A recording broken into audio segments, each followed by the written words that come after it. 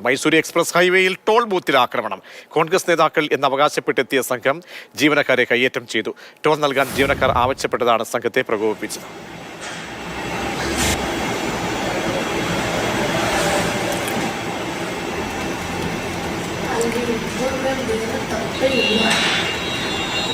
K B Sreedharan ചേരുന്നുണ്ട്.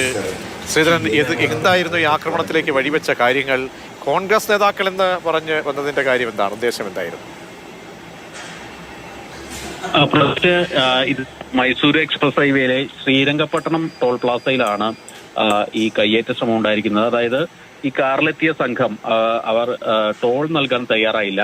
കാര്യം ചോദിച്ചപ്പോൾ അവർ കോൺഗ്രസിന്റെ പ്രാദേശിക നേതാക്കളാണ്, അതിനാൽ ടോൾ നൽകേണ്ടതില്ല എന്നുള്ളൊരു പ്രതികരണമാണ് അവർ നടത്തിയത്.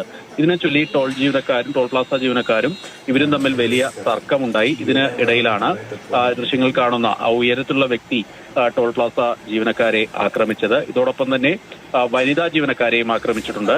ഈ സംഘത്തിൽ ഒരു സ്ത്രീ കൂടി ഉണ്ടായിരുന്നു. ആ സ്ത്രീയാണ് വനിതാ ജീവനക്കാരിയെ ആക്രമിച്ചത്. ഏതായാലും ഏറെ നേരം ടോൾ പ്ലാസയിൽ വലിയ ഒരു ഒരു ഭീകരാന്തരീക്ഷം സൃഷ്ടിക്കുന്നതിന് സംഘത്തിനായി. ഏതായാലും ഇവർ കോൺഗ്രസ് നേതാക്കൾ എന്ന് അവകാശപ്പെട്ടാണ് വന്നത്. ഇതിന്റെ നിജസ്ഥിതിയൊക്കെ ഇനി പരിശോധിക്കേണ്ടതുണ്ട്. ഏതായാലും സംഭവത്തിൽ മാണ്ഡ്യ പോലീസിൽ പരാതി നൽകിയിട്ടുണ്ടെന്നാണ് മനസ്സിലാക്കുന്നത്. ഈ കയ്യേറ്റ ശ്രമത്തിൽ കാര്യമായിട്ടുള്ള പരിക്കൊന്നും പറ്റിയിട്ടില്ല. അങ്ങോട്ടും ഇങ്ങോട്ടും ഉന്തും തള്ളൊക്കെ ഉണ്ടായുള്ളൂ.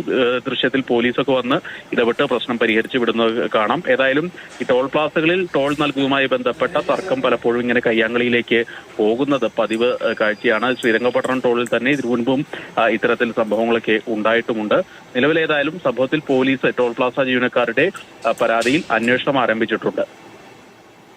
ശരി, കെ ബി ശ്രീധരനാണ് വിവരങ്ങൾ നൽകിയത്. മൈസൂരു എക്സ്പ്രസ് ഹൈവേയിലാണ് ടോൾ ബൂത്തിൽ ആക്രമണം ഉണ്ടായത്.